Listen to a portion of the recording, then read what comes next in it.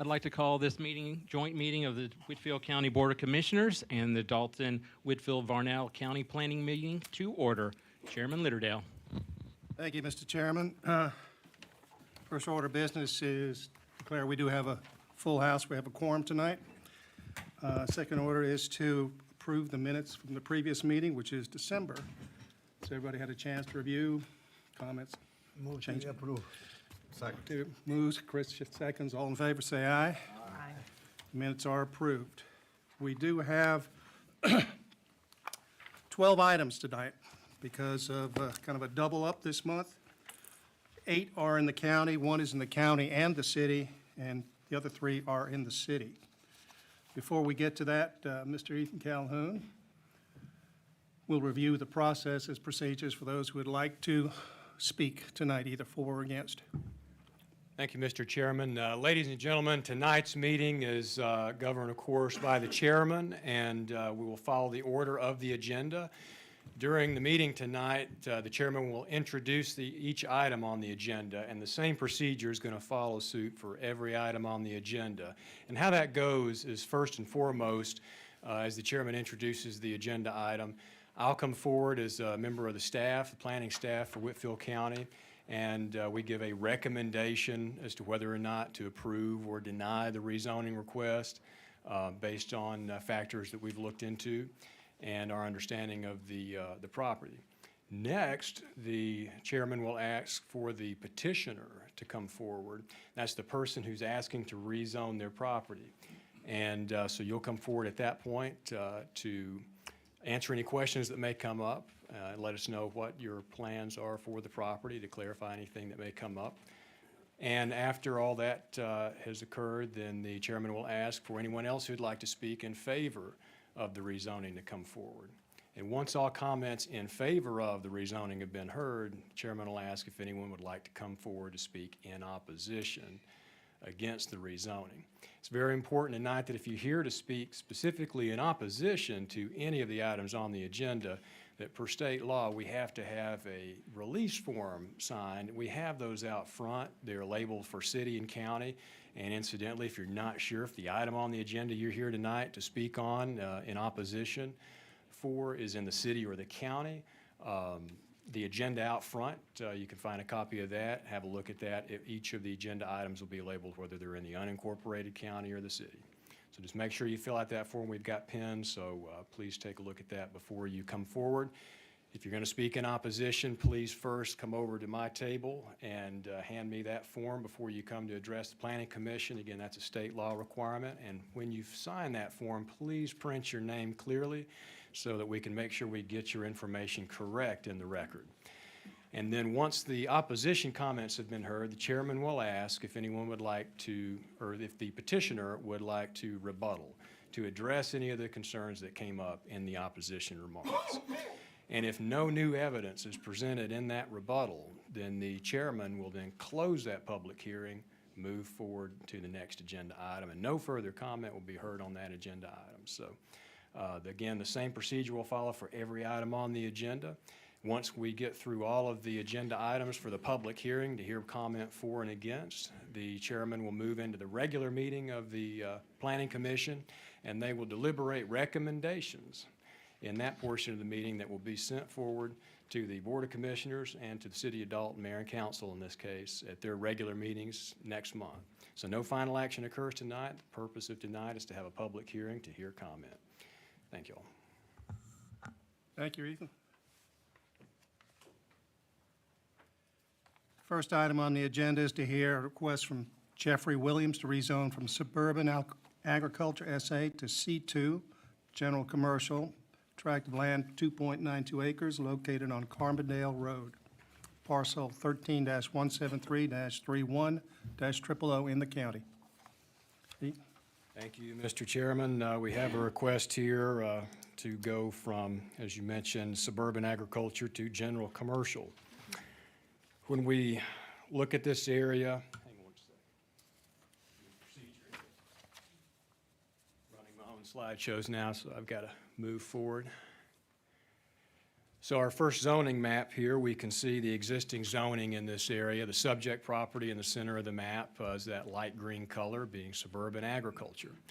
And suburban agriculture is a zone district that is kind of in between rural residential and general agriculture, which we can see in this area, both of those zone districts as well.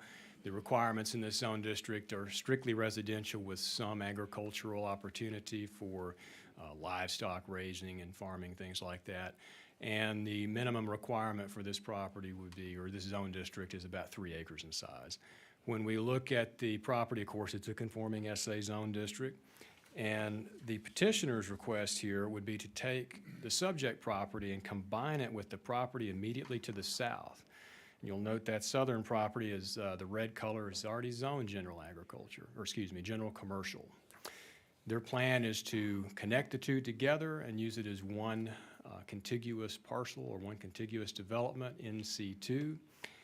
And in order to expand the petitioner's business, which is Trinity, I believe it was Trinity Waste.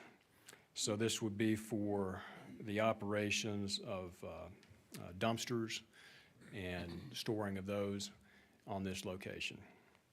When we take a look at development in this area, again, we saw the zoning being agriculture, rural residential, and C2, and of course we're near the Connector 3 interchange, and you can see the manufacturing district in this area as well as the general commercial. When we look at development in this area, we can see a mix of commercial, we can see manufacturing, and we see residential.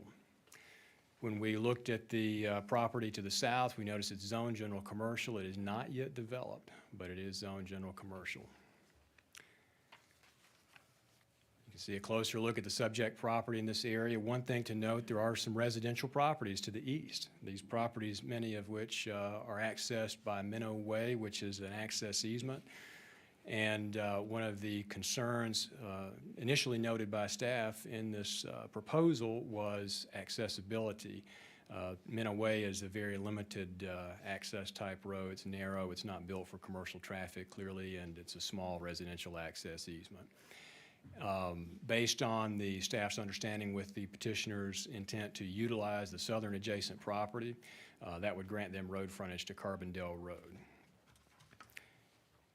Moving forward to look at the future development map. This area all around the I-75 interchange is a part of the interchange character area, and this interchange character area, of course, is for larger commercial and sometimes industrial uses that benefit being close to the interstate. Of course, there is the struggle in this area of the conflict between residential and agricultural and manufacturing and commercial uses all coming together. So we see that mix of uses here. And of course, we all recognize some of the issues that can come from these zone districts co-mingling.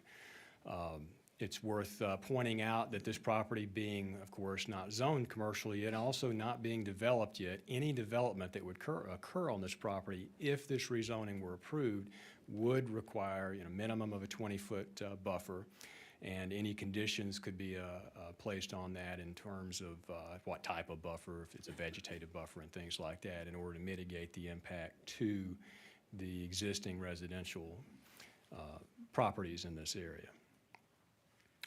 But we see that in the interchange with the comprehensive plan, and of course there would be no concern with the comprehensive plan at this area with the interchange character area and a general commercial zone district. So the staff report is to recommend an approval of the C2 rezoning.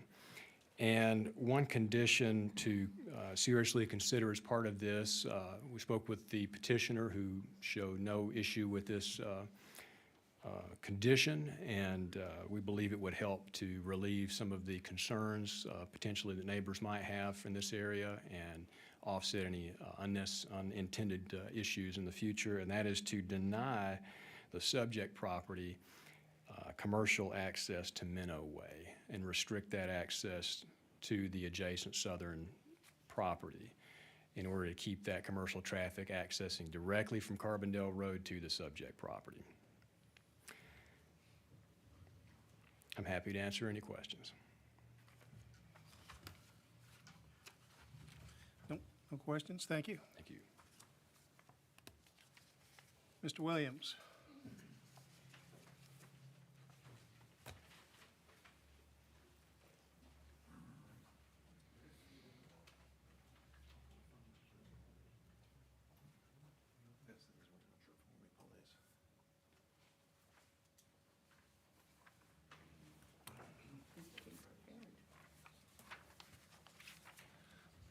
I am Jeff Williams, one of the owners of Trinity Disposal Service.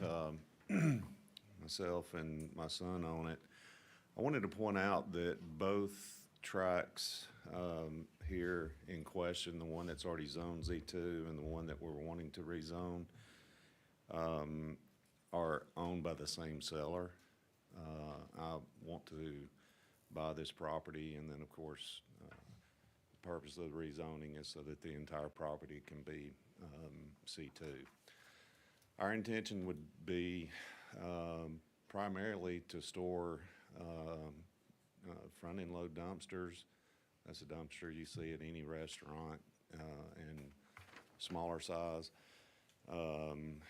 We hardly ever have any 30-yard construction dumpsters available, but if we had some empties, we would store them there too. And of course, parking for the trucks. Right now, we have 14 trucks that we would be parking. Eventually, we would like to be able to build a small shop. There's plenty of room there to put a shop, and that shop would just be for our own use. We wouldn't be doing any outside work of any kind.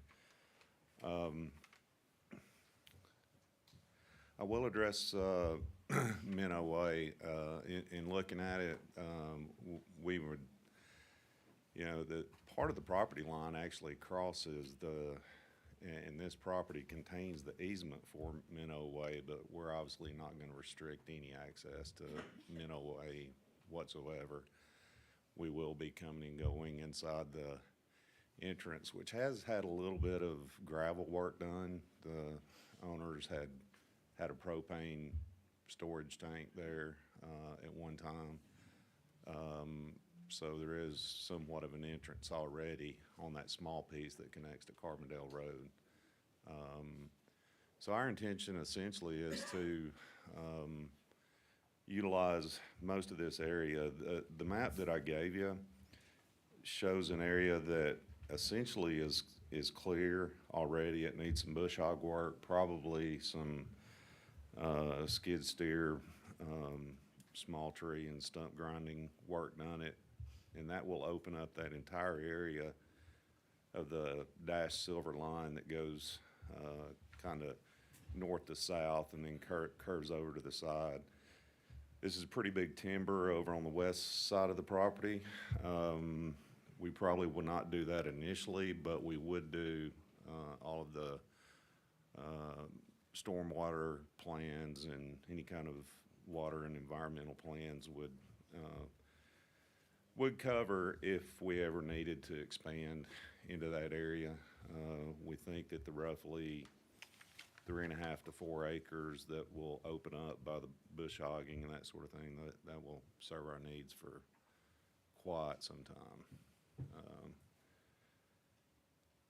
I drew an approximate location of a shop if we put one of those in, and then the dash line over on the west side of the property is, my engineer is saying that probably is where any stormwater retention, any kind of runoff control will be done.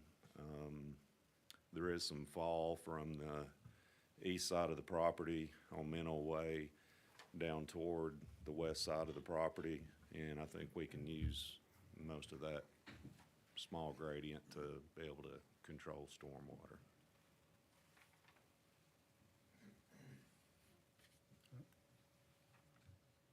Any questions? Any questions? Is this going to be your primary location? It will become our primary location, yes, And you understand about the buffers? absolutely. All right, thank you, sir. All right. Is Is anybody else who'd like to speak in favor? All right, anybody who'd like to speak in opposition?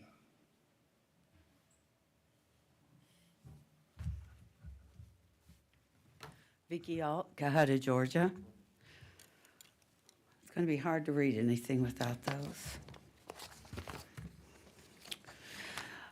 Mr. Williams, I'm going to apologize to you right up front. I'm sorry. We have a problem. It appears that this planning commission has several members who are not in good standing due to their term expiring over almost 2 years ago.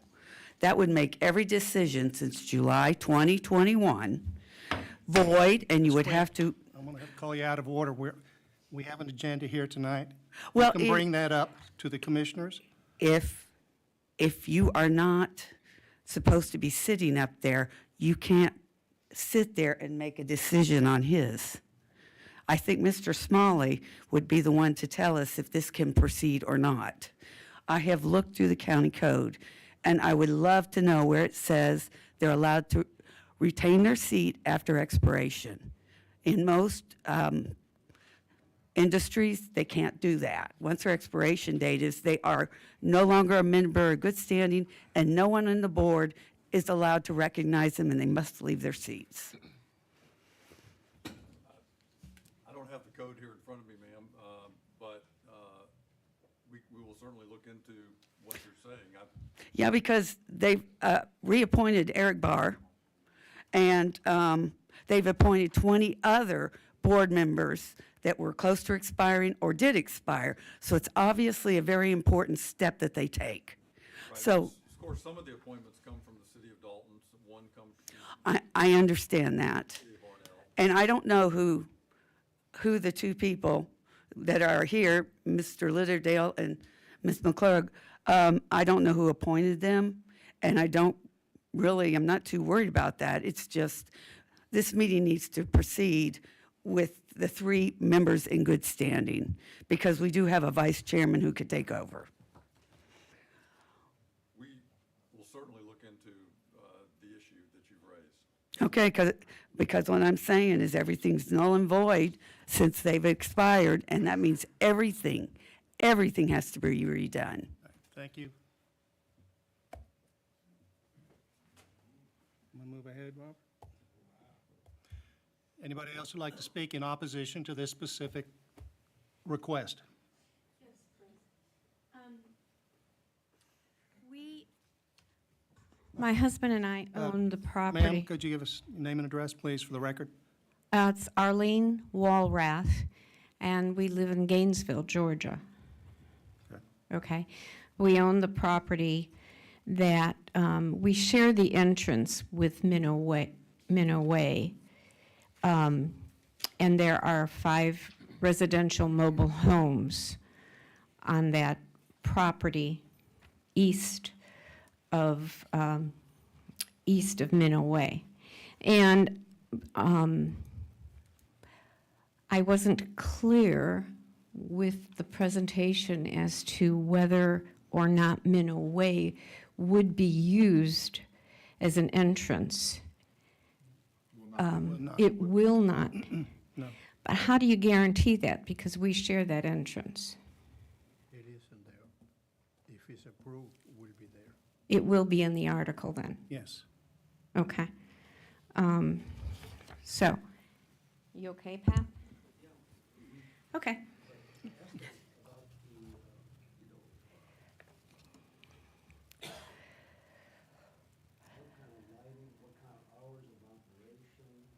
Okay. Yeah, we'd like to have a little bit more information as far as lighting is concerned on the property, hours of operation, because this would, affect, as you pointed out, that it would affect this residential area. And there are children. There are multiple children in these mobile homes. So I'm really concerned about that. Ma'am, is your concern about the entrance? It's about the entrance also. If you look at where the 3 of the mobile homes are set back, and they're really close to that, the property 3-1 that we're talking about here. They adjoin at the back end. And the three homes are there. All right. Also mentioned that five homes are owned by the individuals, they're not owned by us. Right. We own just the land. So these are five families and, Ask if they put a fence up to protect the children. So you're renting the land to the 5 owners? We're renting it to them, yes. Yes. I mean, you know, could there be any fencing put up? Well, there will be a buffer put up, the vegetative buffer. I know, okay. But again, as long as they cannot use that Minnow Way, that would be the danger spot right there. That will be required. Yeah, they'll have to come in Carbondale. They will have to come in from the front end of Carbondale. Carbondale. he already On- explained that he's not using. Well- this. He already say that he's using Carbondale. But we'll make that a formal, I would like to, see that yeah, that'll be in part of writing. I will, Well, can you, Yeah, will they be doing any kind of trash collection and stuff there? So Mr. Williams could probably Hey. explain better, but my understanding is that those trucks and dumpsters are empty. They're storing empty ones there. So they dump the trash and then that's where they keep empty ones. Is that Yeah. correct? Yeah, but, you've got, you're gonna draw rodents, et cetera, into that area. You're gonna get kids in there too, climbing on that stuff. All of those will collect at the Alpha dumpster that's sitting on Middle Way. Excuse me? All of those will collect at the Alpha dumpster that's sitting on Middle Way. That's his competitor. He's making a joke. Okay. I'm sorry, I'm not familiar with it. Collect at dumpsters. I can tell you some bad stories. They don't collect at the trucks. They collect at the dumpsters and trash cans and wherever there's trash. If I need to come up there. yes, come on up. Because basically, you're going to be rebutting.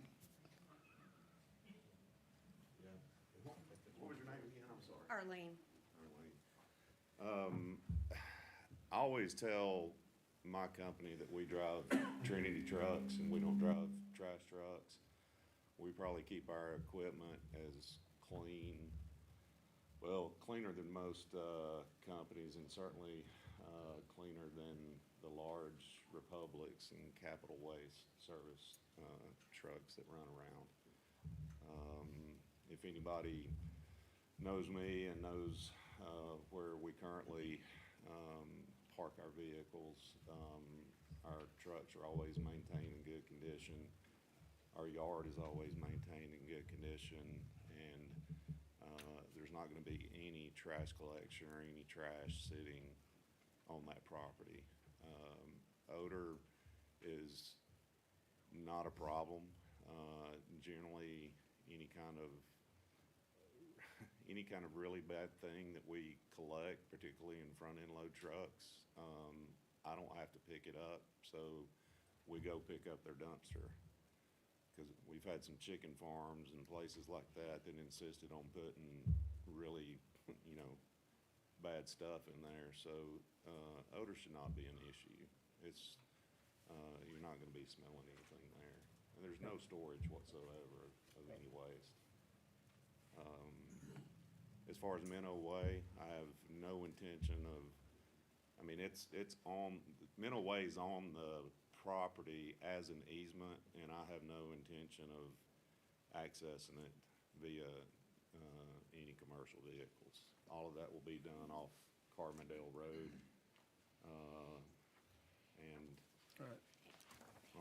And that property that's just to the east, that little rectangle, just to the east of the property that you have or intend to buy on Carbondale with the access, that's just a big hole there, isn't it? You talking about right on Carbondale Road, to the right of the entrance? Here, Right here, to the east of your entrance. right here. I don't know if I'd call it a hole. Okay. It's kind of a flat area. I guess it does go up a little bit toward Minnow Way. But that property's not in question, is it? No. No. No, and that would be a good buffer, but, Lighting on that property. I've thought about lighting already, and we will do everything, we'll have to have some lighting for security, but we will do everything that we can to keep it focused on the property itself and on our equipment, so that there's not a lot of light pollution that gets over into the residences. We'll use as little lighting as possible, because we don't really have to use the lighting, but I need to use enough lighting to make it secure. And, the plan, I don't know if I can do it right away, but the plan would be to put a fence around the entire perimeter. But it's obviously not going to, I can't put it closer than 20 feet to the property line, so there's no way that that would impede, or that the buffer would impede on Minnow Way. All right? and your hours of operation, your Yeah, ingress and I mean, egress? Generally, our drivers start leaving around 2, the earliest ones, for the 2 a.m. for the front-end load trucks. But the, Noise pollution. yeah, but it's, I mean, it's really, these trucks also go through neighborhoods and residential neighborhoods also. The biggest complaint that we get about trucks would be dumping dumpsters inside a residential area before 5:30, 6 a.m. Okay. Questions? I mean, sounds like we've answered everything. All right, thank you both. Thank you. Is there anybody else who'd like to speak in opposition? That's it. We close the public portion on this request.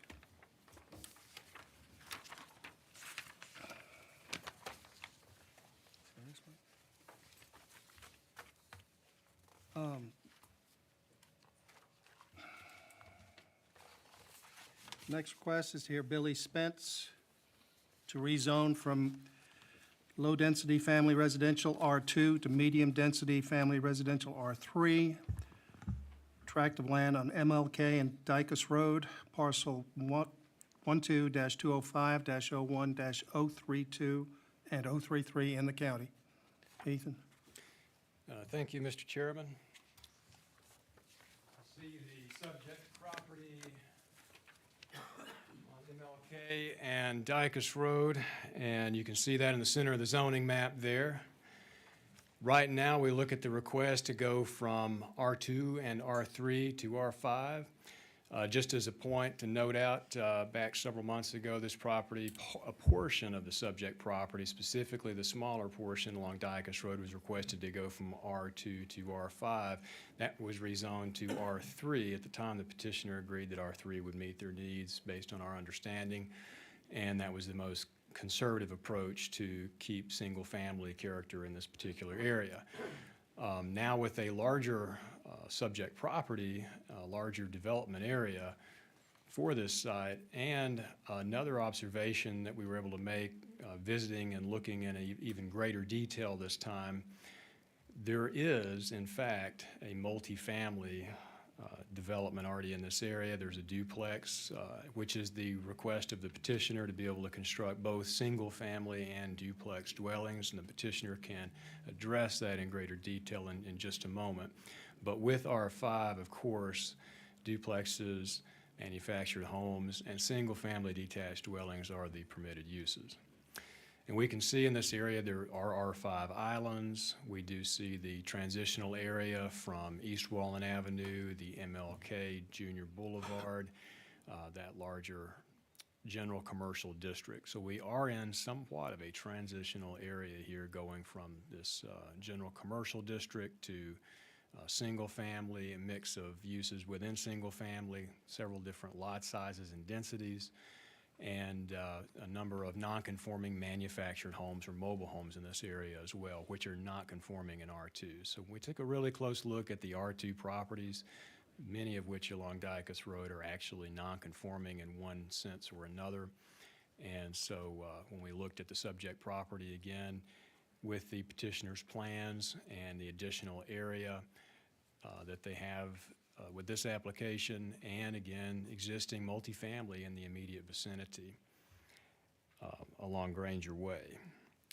We look next, close up of the subject property with the two parcels. You can see now the subject property is essentially undeveloped. This would, of course, allow the property to be developed to a higher density than permitted in R2. And next, we look at the future development map. We can see the suburban neighborhood character area. And when we take a look at this area, of course, R5 is strictly residential. There would be no commercial development or any such thing on the property like that. It would maintain a residential character with a mix of, based on the petitioner's desire, duplex dwellings and single family, which would be reflective of the established character in this area, and the lot sizes would be a similar density to those already established in this area. You can see, especially to the north of the subject property, some smaller tracts of land. So we didn't find any issue in this research with the comprehensive plan, and based on a close review of this property, for a second time, we believe that R5 would be a reasonable fit at this location. In terms of driveway access points, I spoke with the county engineer, and of course, this would increase the amount of driveways along MLK Jr. Boulevard. Going from R3, like we had proposed in the past, to R5 will not change the number of driveways. They'd be permitted the same amount. So in terms of access points and potential future conflict, R3 and R5 would be essentially the same. So we didn't see any issue with R5, and the engineer did not raise any issues with that driveway spacing based on our current code. So the recommendation is to approve the rezoning based on the factors noted in the staff analysis. Happy to answer any questions. Thank you. Thank you. Mr. Spence?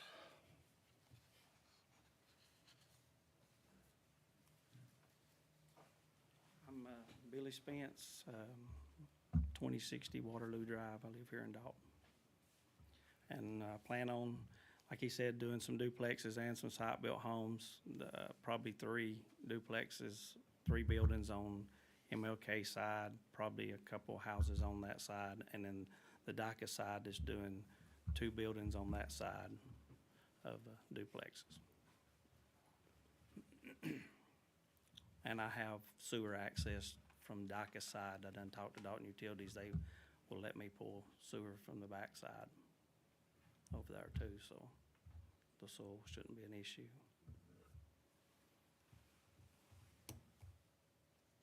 Thank you.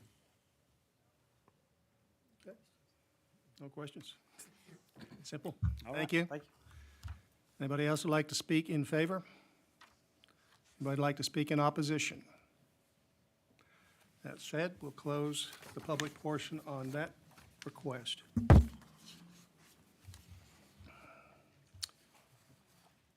The next request is from Jose Reyes Garcilaso to rezone from M2 to R5, 1.52 acres on 308 Shady Drive.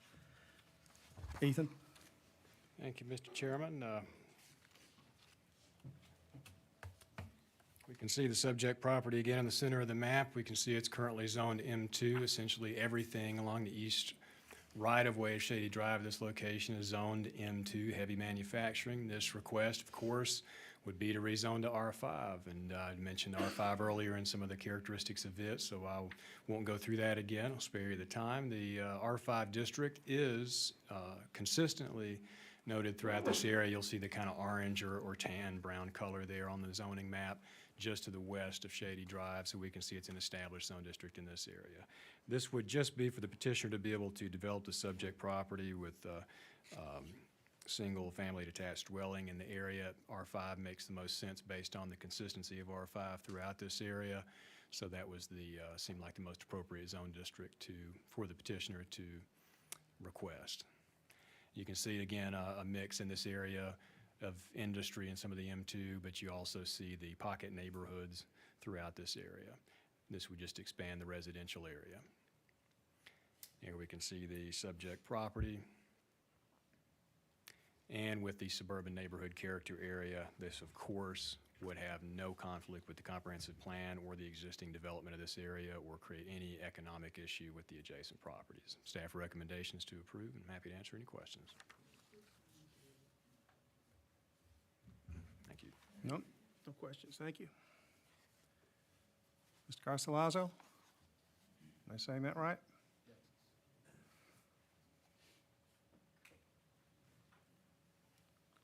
I'm Jose Garcilaso, and I live at 308 Shady Drive. And I wanted to see if I could get it residential to add to my house, and in the future, maybe build something on my property. So there is a house there now. Yes.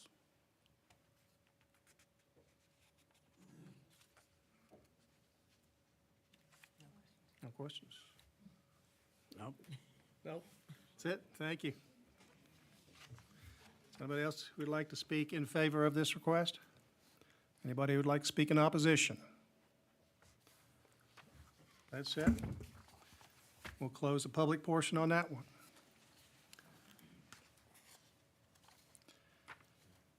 Next one is Mr. Steve Carden, who wants to change from R2 to R5, a .45 acres located at 1025 Reed Road. Ethan?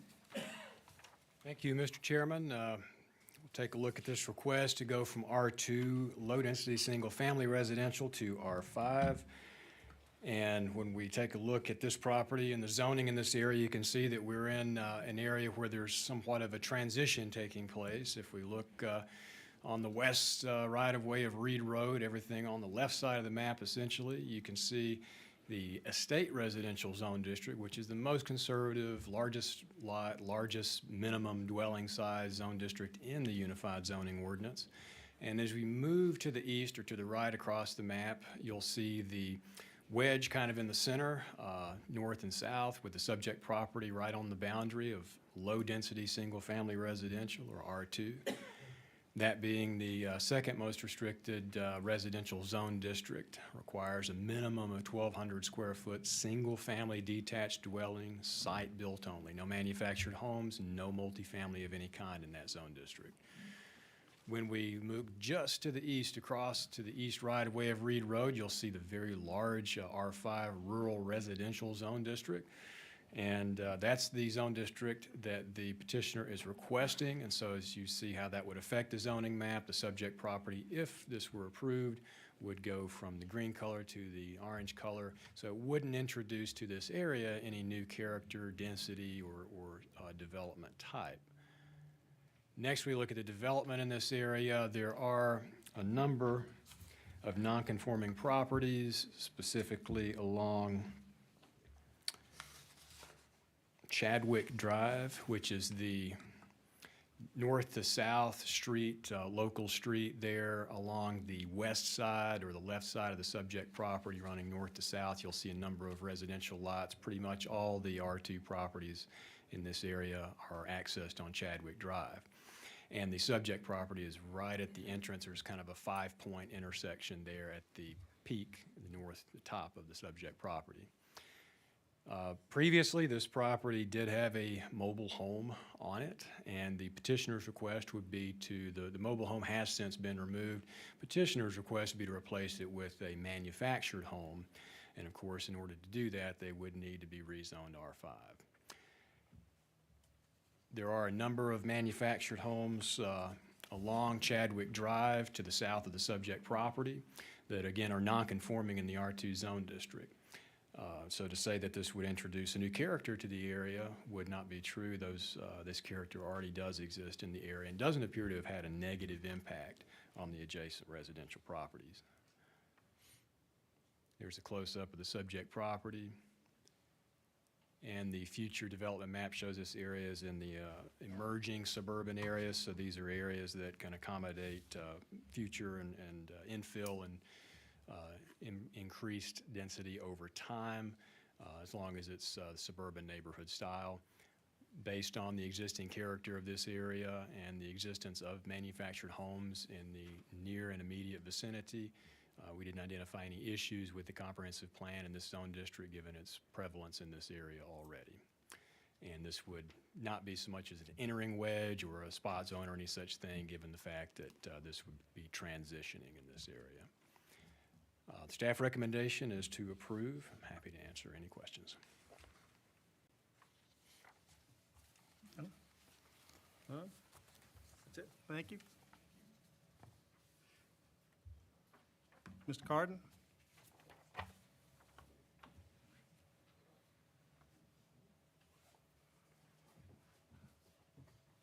Steve Carden, 840 Hedrick Road.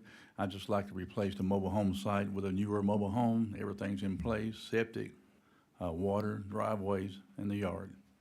That's all. You said mobile home or manufactured? Manufactured home. Okay. And there was a condition in here that no duplex would be put on that property? Right. Okay. Okay. Any other questions? Very good. Thank you, sir. Thank you. Anybody else would like to speak in favor? Anybody would like to speak in opposition? That's it. Closes the public portion on that request.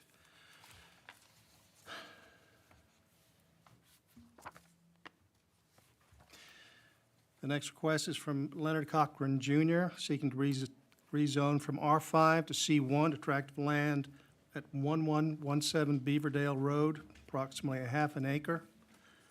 Ethan? Thank you, Mr. Chairman.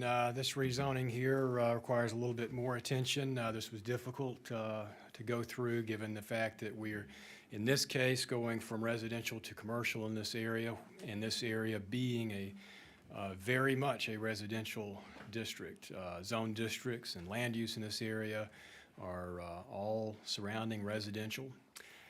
It is worth noting that this property, prior to February of 2021, was zoned neighborhood commercial.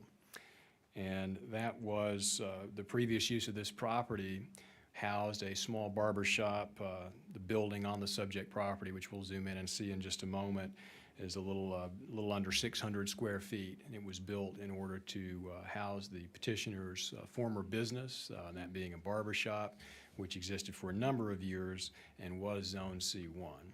The petitioner has since rezoned or requested back in 2021 to rezone that property to R5. And the petitioner has come forward now to rezone the property back to neighborhood commercial to be able to use this property for some type of low-intensity commercial use. Nothing specific was specified in the application. And when we take a look at this area and zoning, we can see the map there. Again, no adjacent or nearby commercial zone districts. The nearest we can see will be up to the north along the roadway there at the intersection of Boyles Mill Road. And that's quite a distance away. So there's no established commercial zone district anymore at this area since the property was rezoned.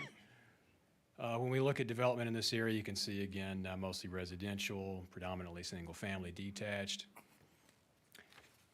Close-up of the subject property, you can see the petitioner lives, I believe, just to the north. They can confirm that, and had formerly, again, operated their business there on the subject property. Currently owns an adjacent property to the north. And the subject property, I think there's some shadow effect going on there, but there is a small building just under 600 square feet. Doesn't have a commercial appearance. It blends in very well with the residential area. We'll point that out.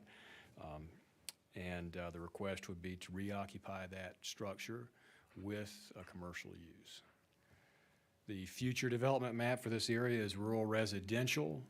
Based on the rural residential character and the existing development in this area, the primary goal of rural residential is to preserve, of course, rural character of land and lower densities, things like that.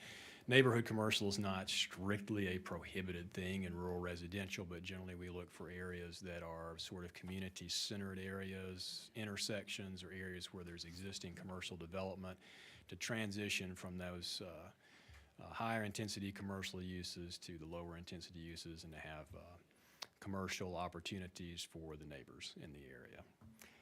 Based on all those factors, the staff recommendation is not to approve, given the island of C1 that this would create and concern for potential future uses of the property and unintended consequences down at a future date. I'm happy to answer any questions.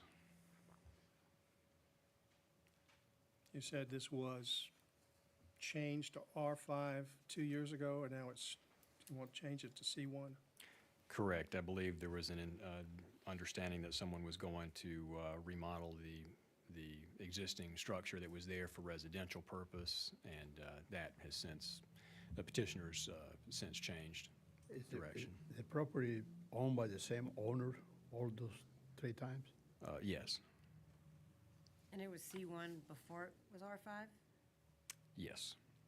And no reason was given for the reason to, no reason was given for a reason to rezone back to C1. They notated in their application that they wanted to use some type of low-intensity commercial use, some kind of light retail or something like that, but no specific type of use.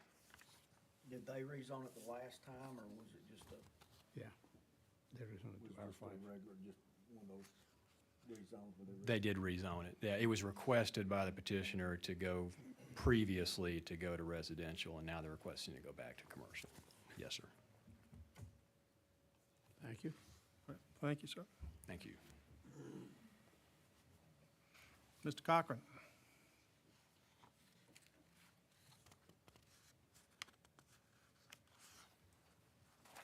I'm Leonard Cochran Jr. I had a barber shop there for 23 years, okay? The reason I had a shop there, I had a shop downtown, closed it, went out there and built the shop. Well, I closed the shop, I retired from cutting hair. What we want to do with it is make a small antique store, nothing will change on the property. It looks like a house right now. That's what we want to do with the inside of the shop, is to it'll be just exactly like a house. But nothing outside, it'll look identical to what my shop is. I mean, the shop blends right in with the residence. How big is the structure, square foot? It's 640 feet, I think. It's gonna be a small shop. 576, yeah. Plenty of room for parking, well, obviously. Oh, yeah, I've got plenty of room. We'll probably be open 3 days a week, something like that. I live right next door to it, and I keep the property up. It's really nice. I built the shop identical to my house, is what I did.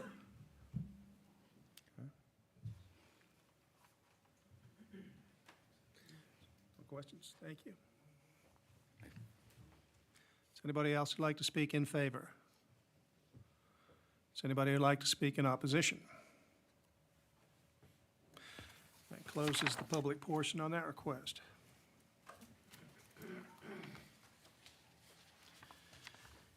Next one is to hear, Mary Dunn is seeking to rezone from R5 to GA, a tract of land at 1688 Lafayette Road, 5 acres.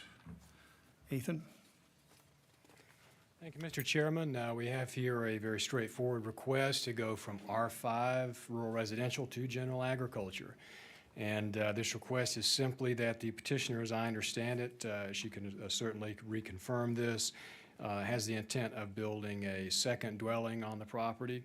And in order to do that, the issue here, that of course the property is far large enough to be able to subdivide in R5 for a second tract of land, but you'll notice that the property is a flag lot, doesn't have the road right-of-way to be subdivided.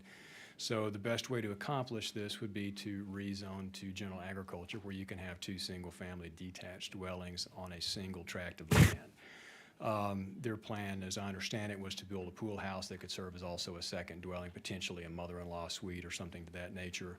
And this rezoning would accomplish that and would permit them to move forward with those plans.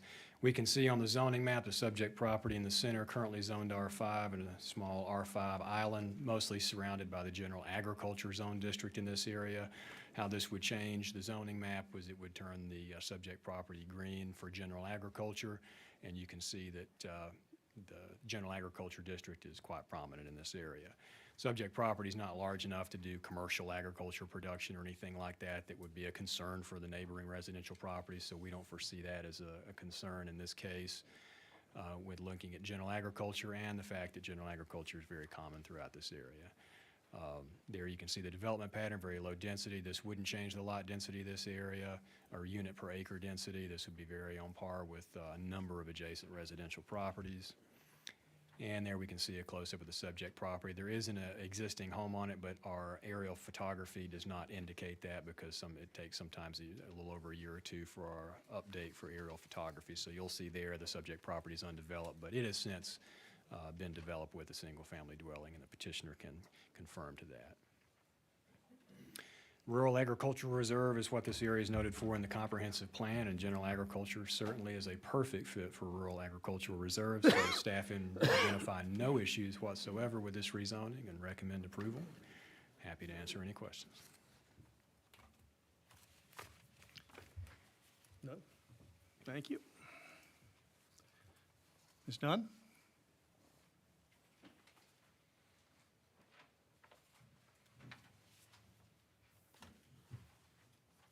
Hello, my name is Mary Dunn. I'm at 1688 Lafayette Road.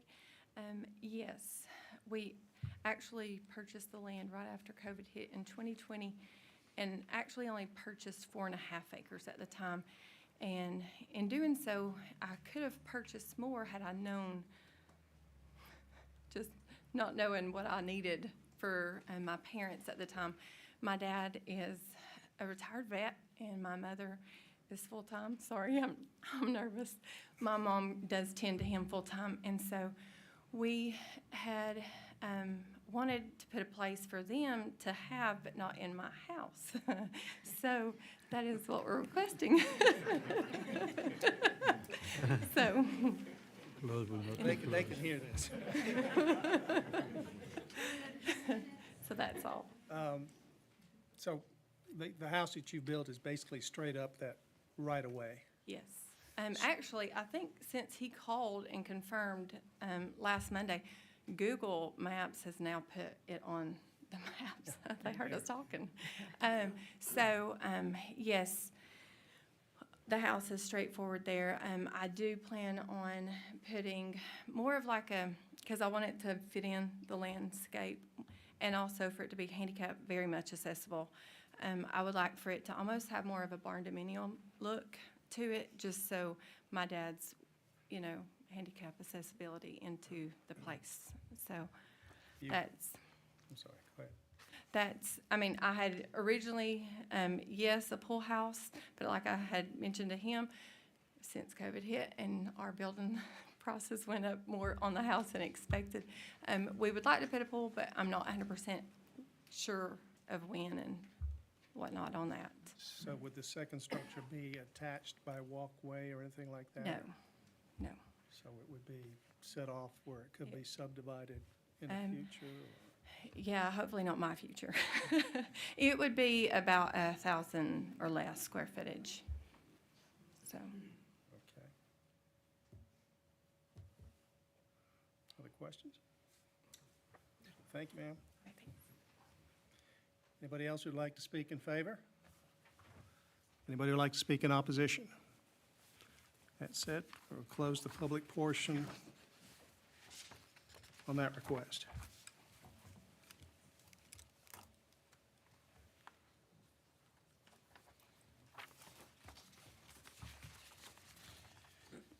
The next one is to hear from Hardnet and Peck LLC to rezone from R1 to GA with a special use permit for for an event center, 38.2 acres located along Dug Gap Mountain Road in Dalton. This one is in the county. Ethan? Thank you, Mr. Chairman. We can see this request, requesting to go from estate residential R1 to general agriculture with this conditional or special use permit specifically for an event center, as it would be referred to in our ordinance. And that is a very vague term for an event center, so we'll get into greater detail. There is a site plan that the petitioner presented us with that should be in the staff report. And we'll get to that in just a moment, and then in my presentation, and then also the petitioner can answer very detailed questions as to that site plan and any future plans that they may have in terms of the development for this property. Right now, looking at the zoning map, we can see in this area the large swath of R1, that being the most restrictive residential zone district, again, in the Unified Zoning Ordinance, permitting only larger 1,500 square foot or larger single-family detached dwellings with a minimum of 1 acre tract or lot of land. We look at the subject property at over 38 acres, lacking road access, so this is not a property that can be subdivided in any way. We're looking at a single tract of land that will stay that way and likely in perpetuity. And the property is accessed via access easement to Dug Gap Battle Road. And when we look at the zoning map, we see the subject property in the center of the map there, and we see the R1 zone district, and also adjacent to the northwest, the general agriculture zone district. So we see both of these kind of along the ridge on each side. And when we take a look next at what kind of development we have in this area, of course, it's very limited because of the challenging topography that you find along the ridgeway or the ridge line and the slopes here. And you can see very little to almost no development in this area. Of course, right now, a lot of these tracts could be developed with single-family dwellings, but based on existing development, the nearest single-family development that we see from the subject property, you can see on the very small tract of land to the southwest of the subject property, and it is approximately 1,000 feet from the corner of the subject property. So the nearest residential existing home is over 1,000 feet away from the subject property. So this is a very low density, very secluded area. Next, we look at the future land use map for the comprehensive plan to see what kind of development is slated for this area in the future. And based on the ridge line, you can see split in this area from rural residential to then ridge conservation along the steeper slopes of the ridge. And we can see the subject property lying right on that boundary, but lying wholly within ridge conservation. In the ridge conservation future development character area, the key purpose of that is to protect the ridge line's integrity from erosion and development and things that would compromise the integrity of the ridge line itself.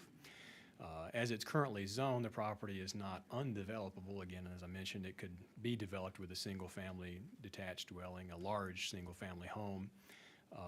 Based on the petitioner's request, it would allow them to build multiple dwelling or multiple structures, which if we look here on their site plan, we can see an overlay with the subject property, and you can see, just to orient everybody, if you go follow that lime green line on the screen there over on the right-hand side, that is their access to Dug Gap Battle Road, and you can see that lime green access easement accessing the subject property at its southeasternmost corner.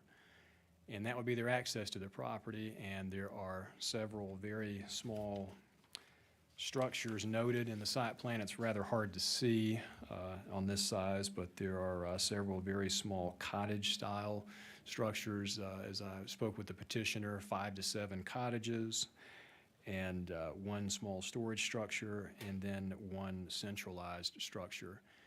proposed for their development. And they are incorporating also in the green dotted line would be a proposed walking trail.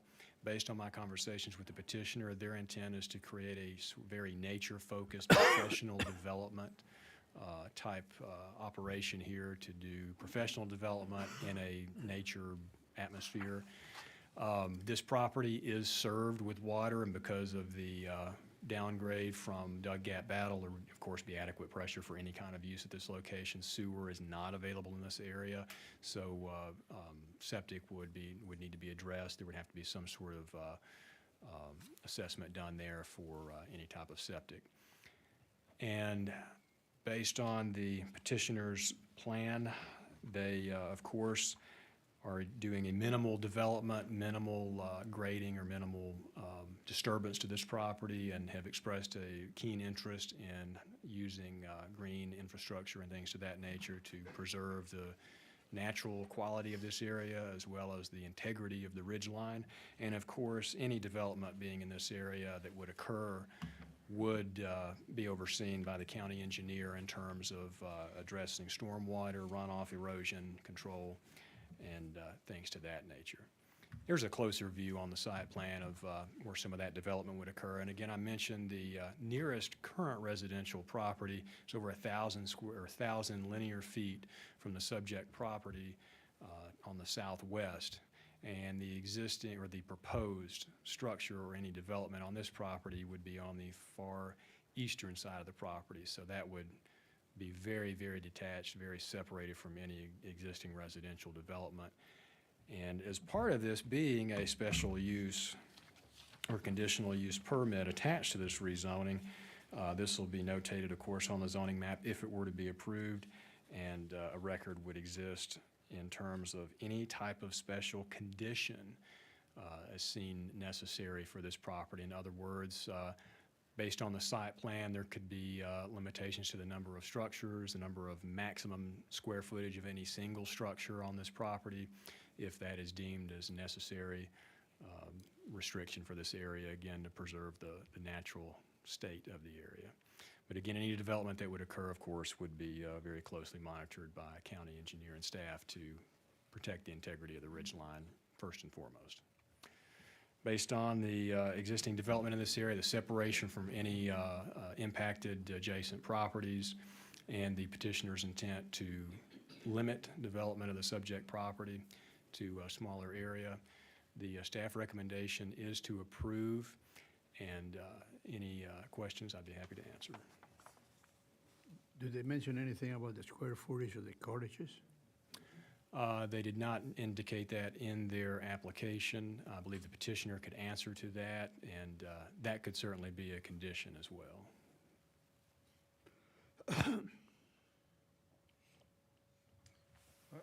Thank you, Ethan. Thank you. Mr. Hardneck, Mr. Peck? Somebody? Ms. Hardneck? Ms. Peck? Probably don't look like my grandfather, but. Okay. Hardnett and Peck. Hardnett was, my grandfather was a builder, and he passed several years ago. So to honor him, and then my husband's mother, we named the company Hardnett and Peck. So my name is Tangela Johnson. We live Rochester Place, Cohutta, Georgia. I've been a resident of Dalton for many, many years, since 1990. I actually owned a building downtown where I did professional development. I am a leadership and culture transformation consultant, and I have been for 25 years. So I do leadership training all over the Southeast. I used to teach at Dalton State College as an adjunct professor. And of course, everybody in this room probably remembers the Great Recession. So at the time, I was teaching at Dalton State, and they closed the continuing ed department, and that just broke my heart. So I went on a journey to find a building to be able to do professional development out of that building. So the building that I sold 2021 was right next door to Rockbridge church. And if you remember that building, it's still there. Ken White purchased it. It's very nice. So I always try and leave things better than I found it. Was also chair of the library for a couple of years, and we remodeled the library and put it on had it be on the SPLOST, which no one had ever done that. So I say all that to say that I'm very passionate about education, particularly adult education and particularly leadership. So what I want to do with this property is to create a retreat center where people, not just locally, but people from all over the Southeast can come and be trained on different aspects of leadership. I have a particular passion for millennials and Gen Z because they're up next to lead the world. And so I'm concerned that they have the tools that they need to lead. As you probably know, in a lot of the larger cities, a lot of places like TVA, State Farm, I could name a few more that are actually meeting hybrid. So they're downsizing, selling, subleasing their buildings. So they don't really have a space. Well, they could, right, rent a hotel or whatever, have a space to have leadership meetings and that type of thing. I've done several at Barnsley Gardens. I'm sure some of you have been there. Very expensive place to have a retreat. But what I want to build is a place that feels homey, that also respects the land, respects our community. I'm a country girl. I enjoy being outside. So I want to develop as little of the land as possible, use green infrastructure, kind of work with the lay of the land. It'll be very low density, not a whole bunch of people in and out. If we do, or when we do retreats, there will be more like 15 to 20, 25 people max. So we're not looking at anything huge. I can show you a picture, and this is not a definite. Just a couple ideas of what a house would look like. So there'll be a main structure, but it really will look like a house. And then there will be cottages, and the cottages will range around 400 square feet, more like what a nice size hotel room would be. Also looking to be as green as possible with those. So I'm gonna show you what the house might look like. And I apologize for only bringing one. And these are just renderings, just ideas, and that's what one of the cottages might look like. And I can show you guys. That's on the back side of the house. So this is a labor of love for me. It is also something that I believe will help with economic development. You know, that is a very beautiful part of our community, of our county, close to the interstate. So it can be really attractive to people to come and visit. I was in Arizona just last week, and I tried to convince the people that, hey, in Dalton, Georgia, you guys should come down and potentially hold a conference. The Trade Center is very near. I served on the Trade Center board for a few years, so I have some understanding of the benefit of that to the community. I was in Scottsdale, and they lost like $300,000 on a conference, and I suggested that they come to Dalton and we take good care of them. So there are opportunities out there. There are people who are interested in post-pandemic, really becoming closer, more involved with nature versus all of the commercial type places. So I think it's a great opportunity for us to do something for the community. So, questions for me? I'm nervous too, but anyway, so. Thank you. Did you say there was water up there or no? City water. City water? It's available. From, okay. Yeah. Yeah, yep. And I guess power would go around that right away also? That's a road. Yes, sir. There's power. I've taught, it's North Georgia EMC. Okay. I've talked to them. I've talked to Dalton Utilities. I've talked to Kent. I've talked to a lot of people. Met with a architect this morning who will help me with the green infrastructure.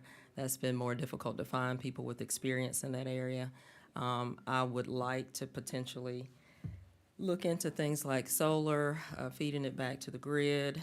Again, I want to be as green as I can with the structure, so having a civil engineer that has some experience with that will also be helpful, and certainly working any way that I can with the county. I see this is something I want to do, but I do see it as part of our community. So, Thank you, ma'am. that's it? Yep. Oh, okay. Very well done. Are you gonna live there full-time? Thank you. Right. I could, but no, I don't plan on it. Is there anybody else who would like to speak in favor? Anybody who would like to speak in opposition?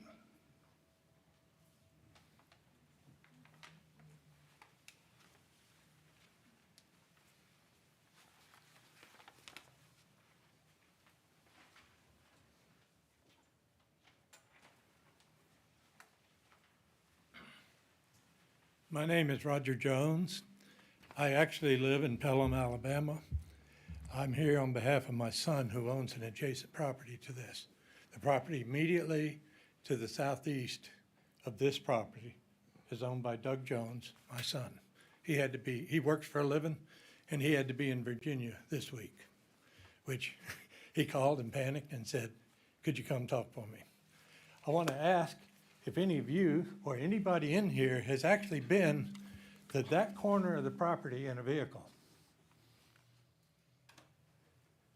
Has anybody been, and I can't point to it, to the southeast corner of that property in a vehicle? You did. How'd you like that road? How did you like that road? Would you like to have a fire truck try to come down that way?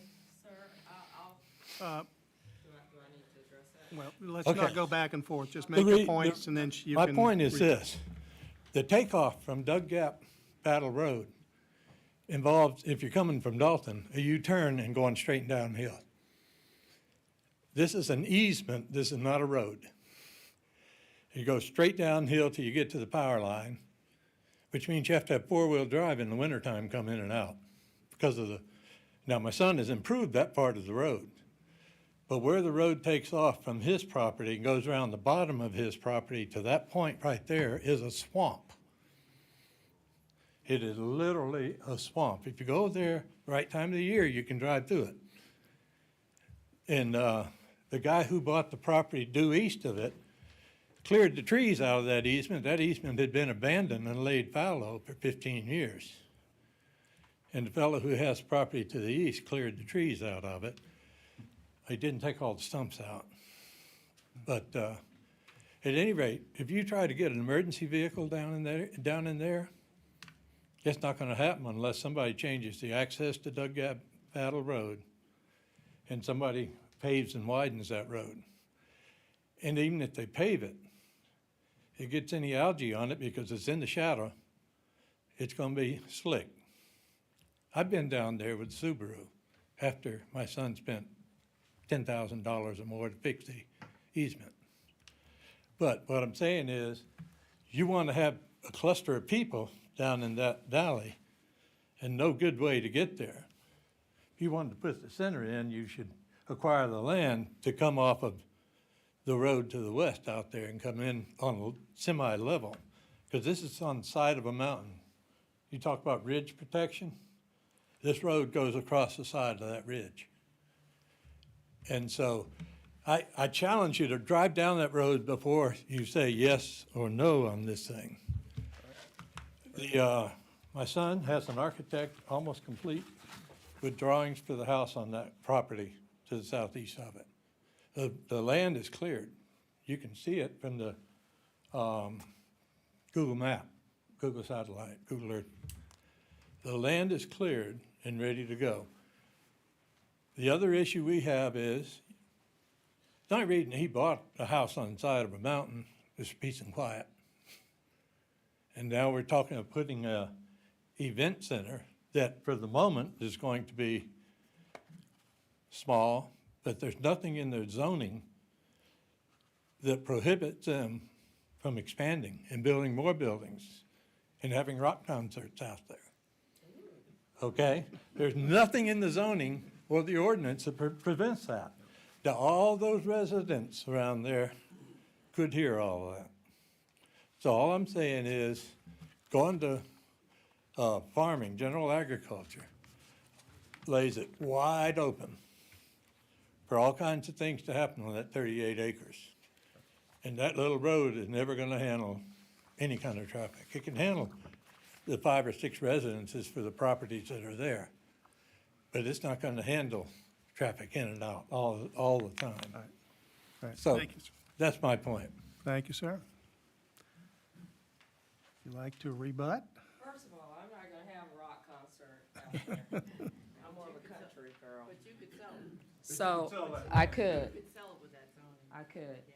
However, that is not what I plan on doing. I know. And then also, as far as the road is concerned, so my plans are to make that road much better.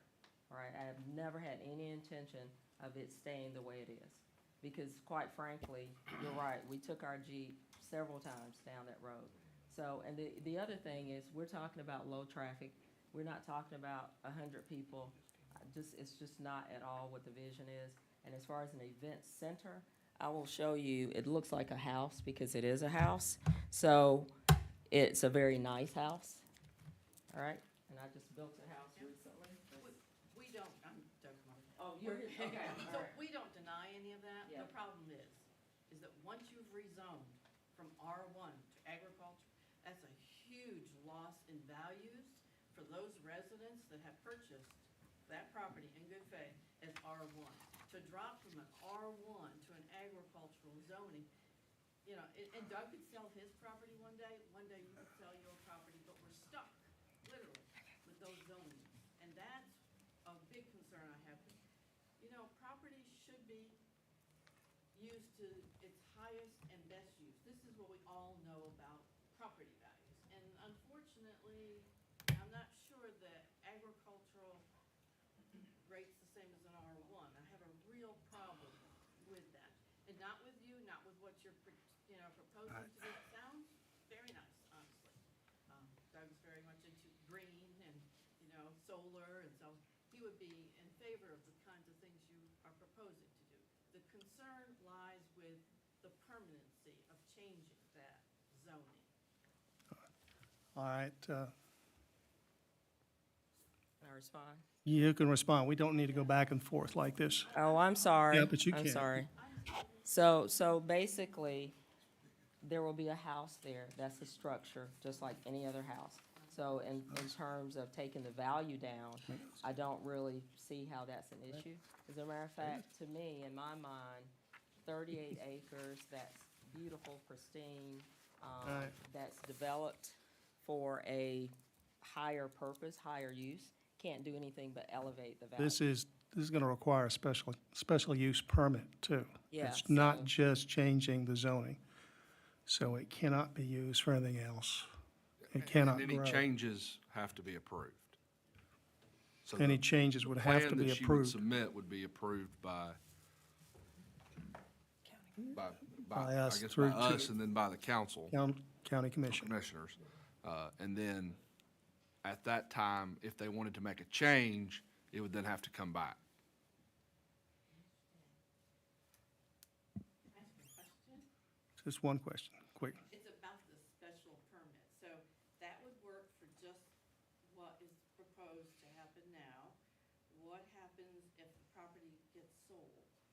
Does that remain, or how does that work? It would still require a special use permit.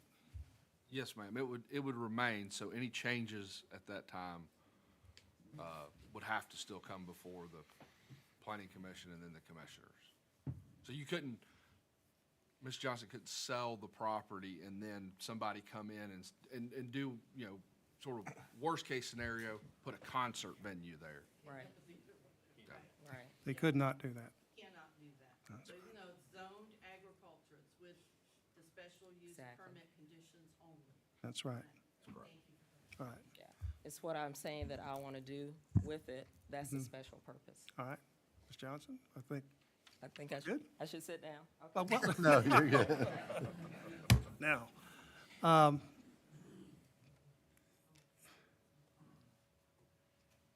if there are no further comments, significant comments here? Want to close the public portion of this? Thank you.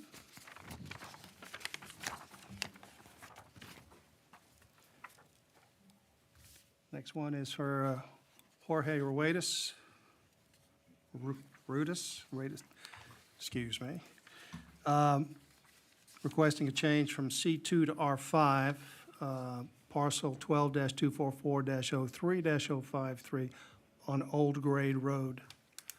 Ethan? Thank you, Mr. Chairman. We can see the subject property and the request to go from general commercial to rural residential here. Again, we are familiar with previous zonings tonight, both these zone districts. Of course, you can see the subject property is currently zoned general commercial, and the property, the request is in order for the petitioner to be able to take this tract, which is currently undeveloped, and be able to develop this property for residential use in the R5 district. We can see R5 is the most common zone district in this area. It's by far the most dominant. It's adjacent to the subject property to the east and the west. You can see the small island of general commercial there in the center of the map. This, of course, would effectively shrink that if this rezoning were approved. And, of course, in changing from commercial to residential, this would be more reflective of the majority of zoning and development in this area. When we take a look at existing development, even though we saw that general commercial zone district in the area on a number of adjacent properties, the fact of the matter is a number of these properties are actually zoned or actually developed for residential use rather than commercial use. We don't really see a lot of commercial development in this area. So this would be certainly more reflective of the zoning and development in the area and the comprehensive plan showing for emerging suburban, again, accounts for areas that currently have a number of neighborhood suburban style development that could accommodate future growth and infill development moving forward. So no conflict with the comprehensive plan based on this rezoning, and we believe this is a straightforward, simple recommendation to approve from the staff. Happy to answer any questions. Thank you. Thank you. All right. Mr. Ruedas? Jorge Ruedas. Am I saying it right?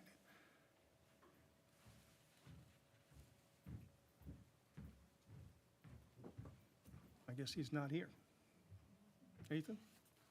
We will have to table this? I will have to table for next week. Okay.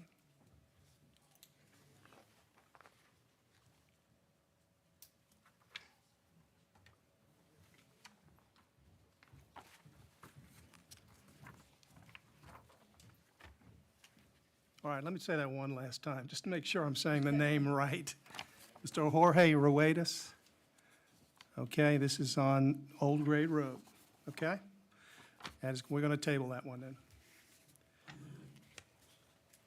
then. Moving to Brian Spence. He's seeking rezone from R5 to R7, high-density residential, to zero lot line residential, 2.8 acres on Sheridan Avenue. Ethan? Thank you, Mr. Chairman. It's going to take a second to explain. There's a bit of a backstory here. We had to work extensively with the city and a number of folks to get a couple of details ironed out with this property because, let me forward ahead, and I think it should show right here. Since the staff analysis was written, we had to go back and do a bit of research because we found some discrepancies in the city and county boundary at this location. So when I wrote the staff analysis, and that was mailed out originally, it showed the whole subject property as within the incorporated boundary of the city of Dalton. The issue we found, as the city pointed out to us, is that the entire subject property was not, in fact, in the incorporated boundary of the city of Dalton. It had never been fully annexed.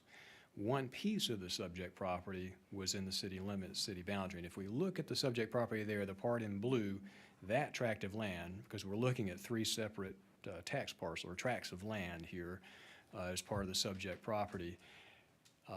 What happened was, this happens sometimes with the tax assessor, is these properties were in single ownership, and at the tax assessor, it was made as one tax parcel, and there was no formal annexation process, which that means that the other portion of this property, as you see the part in white, is still within the unincorporated county. So originally, the plan was to request for the petitioner to either annex the subject property wholly into the city or de-annex the property. Neither of those situations were going to work. One procedurally being that it would create a county island, which is not a procedure that the city can undertake. So we went back to the drawing board with the petitioner and determined that the property would remain as it is, partially in the city and partially in the county. And there was no way currently to remedy that as long as that county island to the north exists, which is currently North Georgia Toyota, just for sake of orientation. Back to zoning, so just the task at hand here is to rezone this property. One of the benefits here is we have the unified zoning ordinance, and because the city and the county have the same zoning ordinance, a number of the uses and the general character of the subject property is the same. There are, however, some differences in the subdivision guidelines in the city and the county in terms of road right-of-way, sidewalks, and things like that. We explained that to the petitioner. Petitioner noted no issues with that and can confirm that momentarily. Looking at zoning in this area, currently part of the subject property is zoned for high-density residential use, the same as the property to the west. So we see multifamily in this area. We see R5 in this area. We see several duplexes to the south of the subject property or in that southeast corner of the subject property. And we see R5 throughout this area where single family and duplexes could be constructed on some of the undeveloped land. This request would go to R4, which is the highest unit per acre residential density zone district that we have specifically for single-family detached use. These are what they call zero lot line and basically just require a 10-foot separation from building to building on the side setbacks. So it's higher density, unit per acre density, but single-family detached being the type of development. And that would effectively change the subject property to one zone district, which would be R4 if this is approved. Again, based on multifamily in this area, duplexes, apartments, and smaller, higher density residential detached.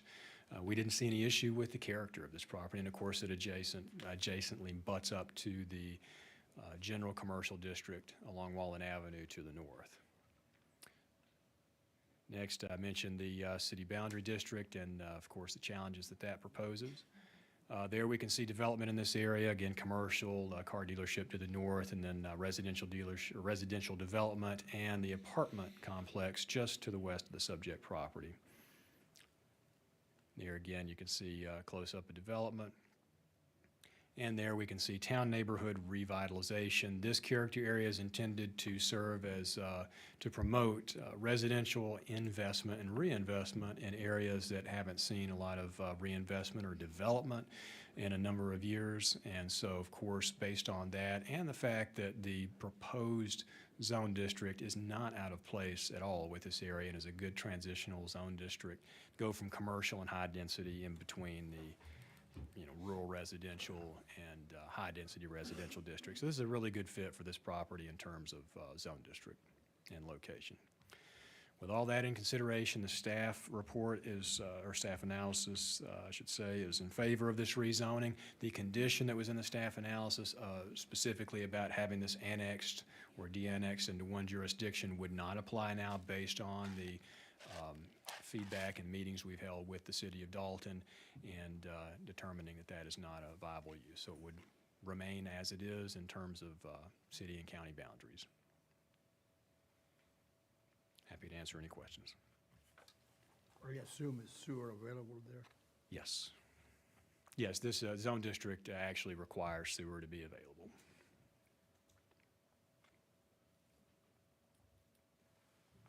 Very good, thank you. Mr. Spence?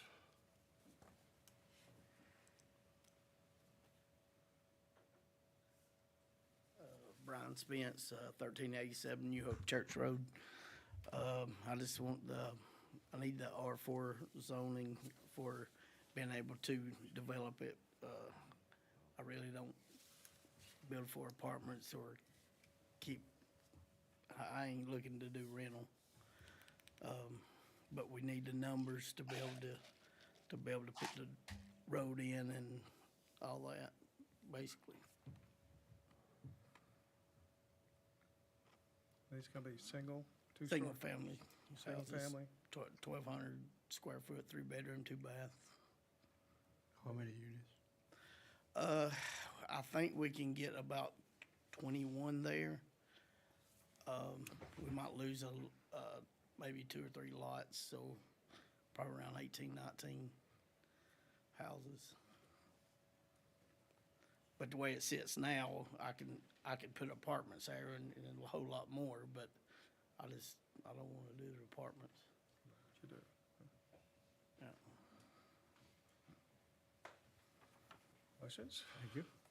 Commissioners? Do you know how many will be in the county versus city? No, I hadn't really broke that down to see exactly where the big long lot, that city, and the 2 squares is, I don't know. We gotta get, I'm trying to get the zoning first where we can get drawings done to know what all we can get. So the city would have to service up and down that first piece of property? Yes. They have, I guess, garbage pickup and And then Trinity would have. yeah, somebody else have to, yeah. Okay. Thank you. Hey, Brian, I have a quick question, sorry. Why again were you not gonna try to annex that into the city or into the county? We can't annex it into the city because it'll end up making Island. a island for the Toyota place, and basically, we can't do that, and then if you did do that, the city can go ahead and annex Toyota in, which they'd have to pay up our inventory taxes, they don't want to. I mean, that's gonna be crazy. You're gonna end up with 20 houses with kids going to county schools and city schools and. Buses. Okay, well, that's not this commission's issue, so I was just curious, thank you. The back of your head. Not my circus, so. I did the other one on Fraser, and it's right beside Yeah. city school, and we done 40, and they went to Eastside, Eastbrook, right beside, Dalton Middle School. Yeah, it just, it didn't make a lot of They're sense. annexed in, some of them annexed in, some of them hadn't. Bad for carpooling, so, Yeah, and buses. and buses. Okay, Sorry, thank you. Anybody speak in favor? Anybody else in favor? Anybody like to speak in opposition? Excellent. That closes the public portion of that. Mr. Chairman, if it's all right with the Planning Commission, I'd like to address the questions raised by Ms. Alt as we got started this evening. During the time of the hearings, I've asked county staff to double-check the appointments of the Planning Commission, just to be sure. And the information we've received is Mr. Pennington's appointment runs through July of '24, Mr. Perez through July of '26, Mr. Shiflett through July of '24, Ms. McClurg through July of '25, Mr. Litterdale through July of '25, and Mr. Barr through July of '26. So you're all, based on the information we have, you're all currently appointed, presently appointed. I think there might have, it's possible there might have been some older information on one of the websites. I'm not sure, so, but that's the information we have from the clerk. Thank you, sir. The county commissioners will be exiting at this time, because the final 3 we got now are all city issues. So, they're history. That's good to know. Yeah. Okay.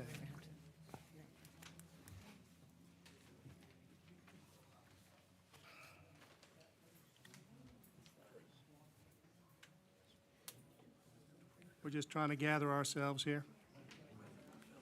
Y'all can stay, and you can stay. We've got 3 more that are public, and then we go into closed session. You're always welcome to stay and listen, you just can't interject. All right. First one of the 3 city are Melanie Honig. Honig is requesting to change from R2 to R3, northeast corner of Tyler Street and Chattanooga Avenue. Ethan? Thank you, Mr. Chairman.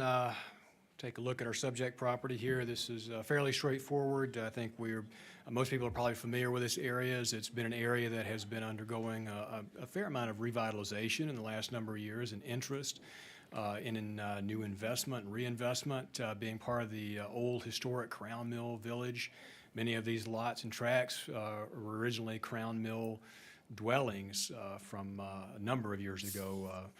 Some of these are well over 100 years old, in fact. The subject property lying at the corner lot there you see on the map, and right now the subject property is zoned R2, low-density single-family residential. And while the subject property is large enough to accommodate the R2 zone district, as a number of tracts are within this area, for some reason this area receiving this R2 designation at the time of the adoption of the Unified Zoning Ordinance or previous zoning ordinance was maybe a little bit more conservative than the reflection of density in this area, as much of the Crown District is really more conducive to the R3 zone district. But these were some larger lots, so likely they showed up on GIS as larger and therefore made sense at the time to zone those low-density single-family. The difference between R2 and R3 is simply that you can have a smaller lot and a smaller dwelling in R3. The key point to note here is that these have to be single-family detached dwellings, and that's the majority of what we see in this area. And we can see the R3 district adjacent along the west side. We see also transitional residential, which is a higher density zone district immediately to the south. And so with this property changing from R2 to R3 at this location, there's no issue for a spot zone or an entering wedge at this location, because it's not going to change the overall density. It's not really going to change the density of the property as itself. It's not planned for subdivision. And here we can see development in the area, rooftops again, mostly residential, and you can see, of course, the railroad tracks, Chattanooga Avenue, and the property there on the corner. Worth pointing out that the property to the south across the street is zoned R6. I think there may be a church or something occupying that now. It used to be the former schoolhouse for the Crown Mill Village. And the petitioner's request would be to construct a single-family property, detached dwelling of comparable size and character to those in this area. And when we look at the comprehensive plan, we see town neighborhood revitalization again to promote development exactly like what the petitioner is proposing. And this zone district certainly fits this area, and see no issues with the comprehensive plan, no negative impact to adjacent property, and consistent with development in the area. Staff recommendations to approve. I'm happy to answer any questions. Questions? None? Thank you, sir. Ms. Honig?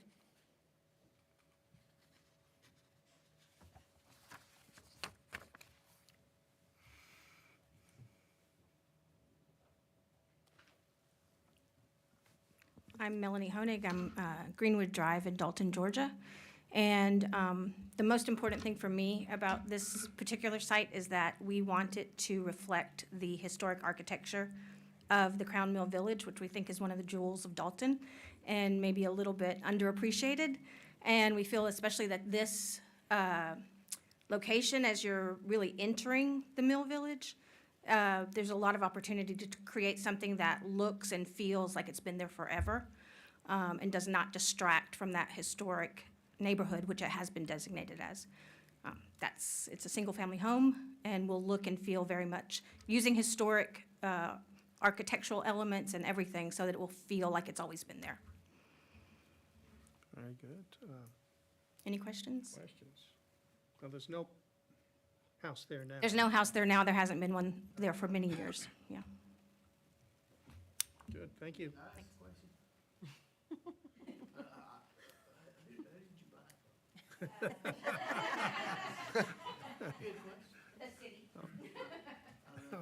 You missed out.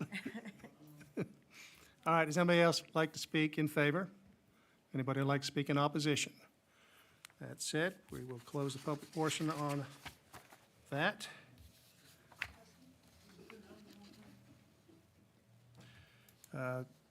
Next one is Sergio Paez to rezone from R5 to C1, property at 401 Hawthorne Street. Thank you, Mr. Chairman. Here we have a request to go from R5 to neighborhood commercial. This area, as you can see, the zoning with the subject property lying at another 5-point intersection with a number of different streets intersecting here all together at the southern terminus of the subject property, and the subject property itself being of triangular shape and a corner lot. Currently zoned R5. The subject property is undeveloped as it stands. This request would allow for the petitioner to utilize the subject property for some type of restaurant use, I believe is what the petitioner originally pointed out to us, sort of like, I believe it was a food truck. The petitioner can answer to that specifically in a moment, but the district requested was neighborhood commercial. And when we look at this area, zoning really isn't the main concern here because we see a large general commercial zone district to the west. This is a high-traffic area, and we have high-density residential and rural residential and varying densities and housing types in this area. And, of course, it's in a very busy district. So in terms of impact to this area, it's not going to introduce any new element of land use or zoning to this area. And at this location is not a bad location for a neighborhood commercial zone district like this because it's not general commercial or high-intensity development.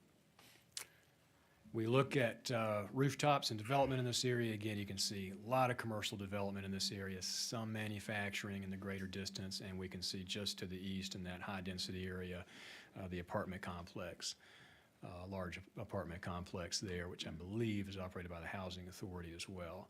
So this area is very densely developed. A neighborhood commercial district certainly could be a benefit to the area in a number of ways.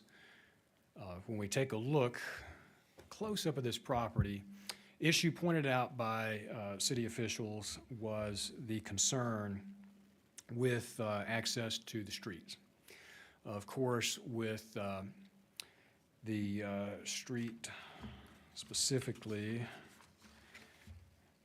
Robert Street, the concern there with that traffic moving at a faster rate of speed, there's a little topography there, and with that blind curve where Hawthorne Street and that all the intersection kind of comes together, being some visibility issues. There was some concern with the city for that, and they wanted to make sure that any development would be accessing or limited access only to Spencer Street.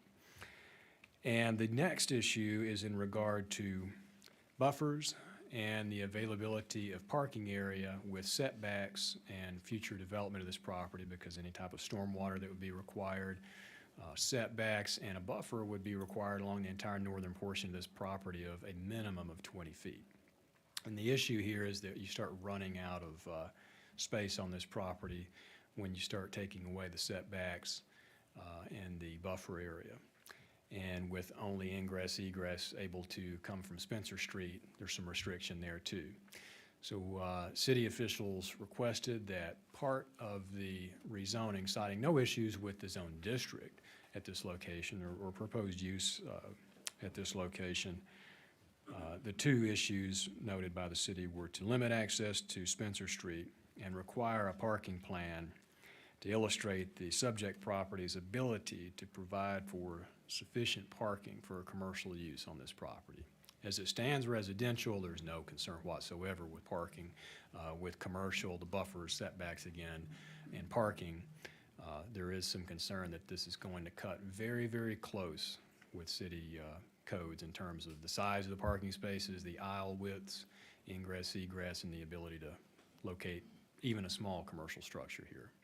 It's not impossible, but it may be quite difficult. So prior to the zoning being approved by the city, they've requested that the condition be that the zoning not be approved until a parking plan can be presented. So that was a condition noted in the staff analysis, again noting all the other points here in town neighborhood revitalization. So ideally, the existing zoning district would be the most appropriate for this location, but based on the existing zoning and development in this area, the neighborhood commercial district really is not in conflict with the comprehensive plan based on the character of this area and the fact that there would be buffers established as part of any development on this property. Question, Yes, sir. is the city that has requested not to approve? City's just requesting, Cannot approve, deny it, and I'm sorry. at the table? No, sir, we don't have to table, they just wanted to make sure that as the motion moves forward, as the recommendation comes before the city, they would like to have part in the City. conditions. If the city knows. Correct. They just wanted to have that in the motion, if the property is approved for this rezoning, that those two conditions be a part of the approval. Thank you. Mr. Paez?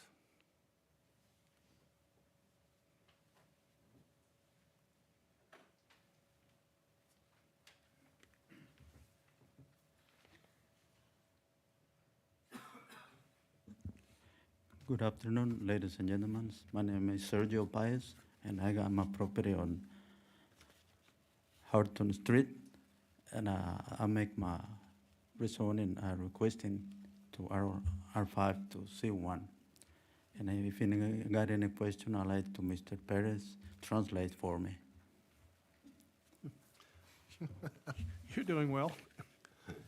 We understood you. Yeah, but I want to make sure everybody understands. It says here you want to put a terminal for a waste?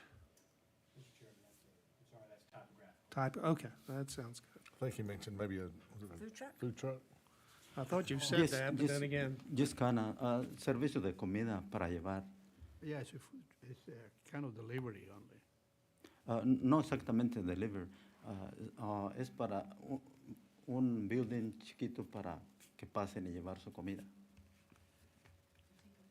Okay, we won't be any sitting. Ujú. ¿Hay sitio para sentarse a comer o? No exactamente, pero es solo para llevar, para que la gente lleve. Yeah, it's to go order, Ujú, kind of like Willie's. ujú, so it'd be drive-through? ujú. Drive-through. Correcto. Okay. Yeah, correct. Not like Is there Willie's. enough room for that, Ethan? Yeah. Yeah, Probably. The square footage of the building won't be that big concern as far as the approval from the city to exit and enter. How big with the building? How big a Oh, building? El tamaño del edificio. Bueno, mi hijo, él es contratista general y está trabajando en el proyecto, en eso. Aún no lo decidimos que vea, pero no es muy grande. The contractor is working on that, but it'd probably be a little bit bigger than Willie's is now. Willie's. Regardless of what it is, the city's gonna have to approve the plan, the site plan, all the egress and everything, whatever he comes up with. Does Octavia understand the buffer on the northwest side? It's a Well- 20-foot buffer? Is that right, Ethan? Just on one side, Just on the residential side on the north? donde está donde está el lote y la casa, tiene que dejar un espacio de 20 pies. Ok, creo que hay espacio suficiente. Yeah, si es it's pequeño. sufficient. Questions? David? Nobody? Thank you. Thank you. Gracias. Anybody else like to speak in favor? Anybody like to speak in opposition? That said, it closes the public portion on that request. Final request is from Jose Arias, seeking to rezone from M2 to R5. 0.25 acres at 1503 Byron Street. Ethan? Thank you, Mr. Chairman. Next request here going from M2 to R5, two very different zone districts. Going from manufacturing to residential. And when we look at this property, it's about a 1/4 acre in size, accessing, located along Byron Street. And we can see the subject property currently in the M2 zone district. But we look to the south, we see the R7 high-density residential zone district, and just to the west by 2 parcels is a small pocket neighborhood of rural residential tracts and development.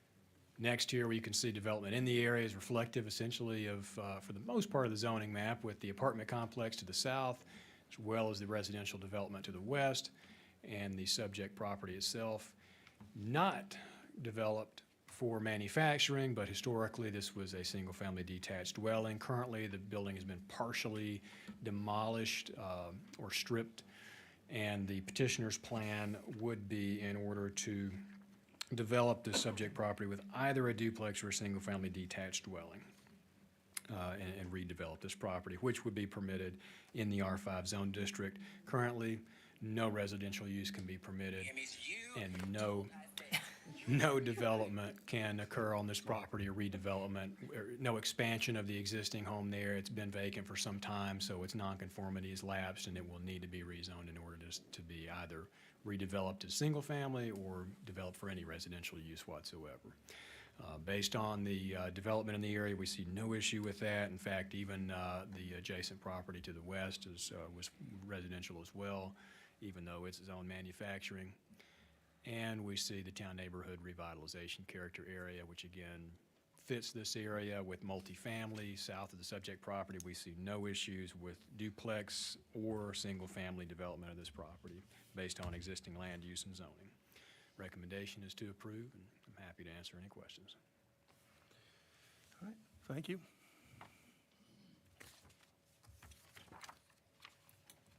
Mr. Arias?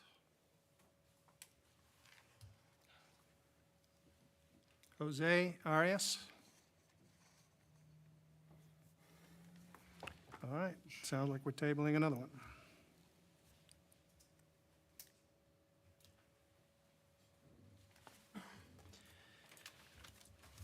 That is the last request that we will deal with in the open portion of this meeting, and we will go into deliberations at this time.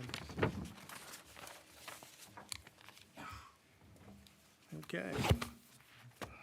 Jeffrey Williams, y'all want to take a break, or you want to go right to it? Let's just go through it. Go through it? Okay. Jeffrey Williams, that's the Trinity operation down at Carbondale area. Comments? I move to be approved. Second. With the condition to deny access to Minnow Way? Okay, Octavio first, Chris seconds. With the condition to deny access, all in favor say aye. Aye. All opposed? The ayes have it unanimously. Billy Spence.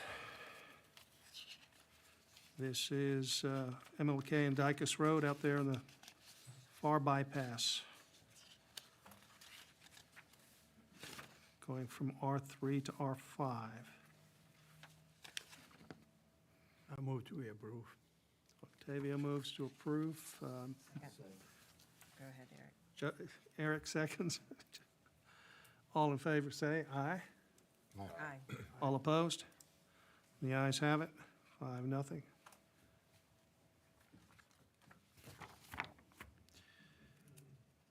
Mr. Jose Reyes Garcilaso, seeking to go from M2 to R5. think it's straightforward. Second. David? I'm going to Jody, seconds. All in favor, say aye. Aye. All opposed, say no. The ayes have it. Steve Carden. Replace a former manufactured home or mobile home with a manufactured home. This is out Reed Road. Move to reapprove. Second. Octavio, Condition or no condition? wait a minute. Oh, sorry. If everything that I do, I approve is with the condition. I mean, Yeah, it's needed there, so. Octavio makes a motion to approve with the condition to maintain single-family character. Chris seconds. All in favor, say aye. Aye. All opposed? The ayes have it. Mr. Cochran, 1,117 Beaverdale Road, the little house, from R5 to C1, back to C1, that was a barber shop. He's wanting to make a, what, antique store out of it? Comments?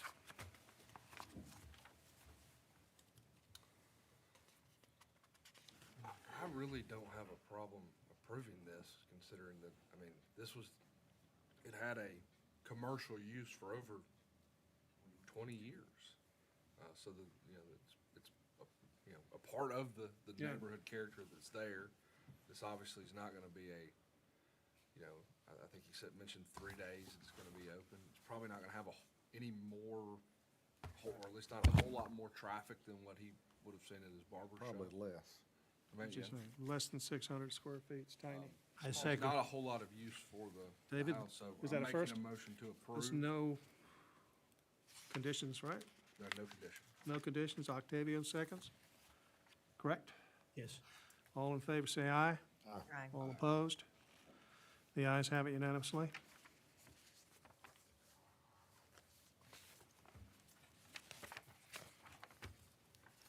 It's Mary Dunn, 1688 Lafayette Road. Move we approve. Second. Chris makes a motion, and David seconds. All in favor, say aye to approve. Aye. All opposed?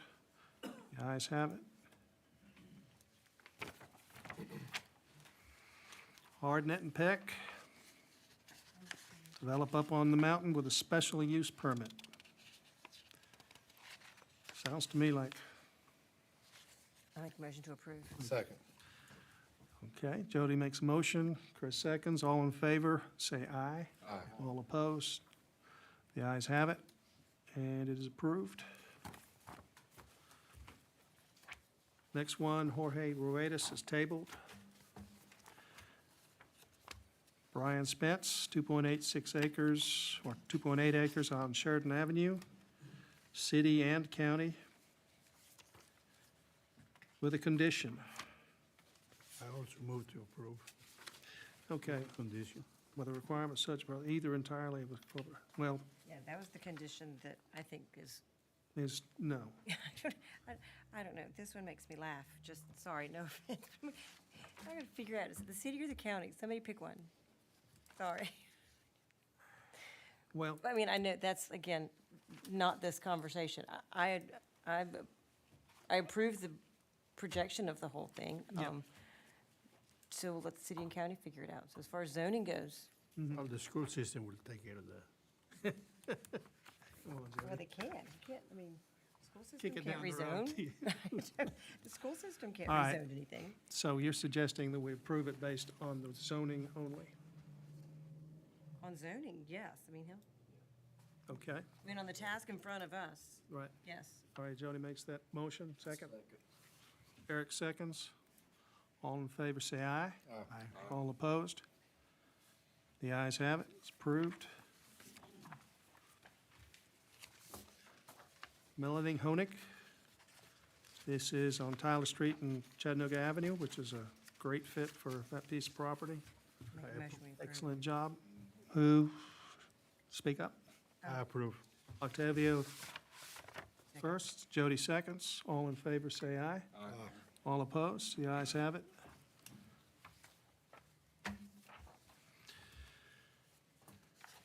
Sergio Paez. This is that little lot on the corner of Hawthorne.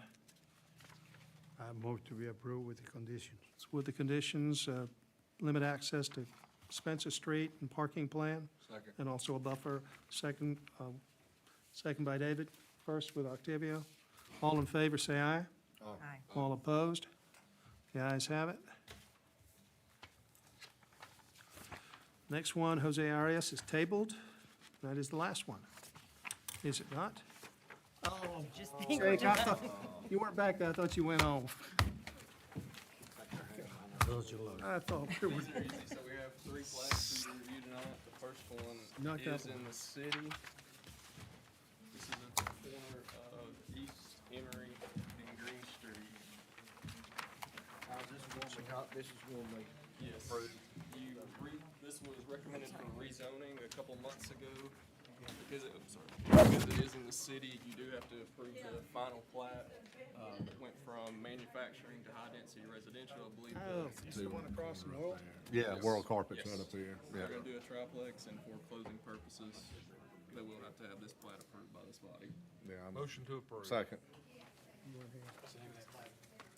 RW says. We shouldn't vote again. Triplex. What? This is World Cup. Motion second. This is Oh, you might not want it over. warehouses. Manufacturing. I think we just approved it. Yeah. So we just approved it? Sorry, thanks.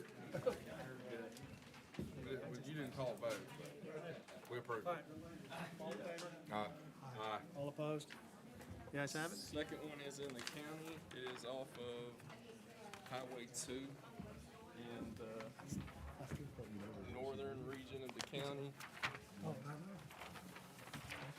That was kind of the, The lady has a large tract of land. She is splitting off the smaller tract closest to Georgia 2 where her house is currently located. She is going to sell it for rest because she no longer wishes to maintain the remaining property. 50 feet? Yes, 50 feet of road frontage. It's just a flag lot that's being created. She putting a house here or something? I think her existing house is there. Okay. And so she's wanting to sell the rest. We're just about to that point. I'm move we approve. Second. Second. Octavio seconds. All in favor, say aye. Aye. All opposed? The ayes have it. thank you. All right, and the last one. Do you about those? Ethan? It's just a matter of procedure. This one is in the Tunnel Hill area, but it is in unincorporated Whitfield County. This side is off of State Route 201, just west of Northwest High School. This is going to be the site of a new proposed Dollar General. The plans have already been approved, permits have been issued, but the property behind it has road frontage access off of Lake Cathy Road and State Route 201. The problem is because they have both road access points, it can possibly create a flag lot. So just for procedure, if they try to sell off the smaller parcel in the northeast corner of the plat, we'll have an approved flag lot for the remainder. Oh, So track 2 has tie bars on the northwest track that's not listed, but It has- Davis is the owner. it has what? They're tying the two parcels together, Oh, the oh, northwest property. This one? Yes, but if they sold those off independently, it would create a flag lot with access to 201. So this board will need to approve that. And Dollar General is going on track 1. Everybody signed off on it. Yes. Motion to approve. David makes a motion, second. Anybody? Eric seconds, all in favor, say aye. Aye. All opposed? The ayes have it. It's on our 15th or 16th Dollar General. Without objections, I say we adjourn. Oh, not bad. I was expecting, Got legitimized as the night went on. No, we got a thought where there's gonna be a long, he was going down the long list. night. We have a long night with the Google class.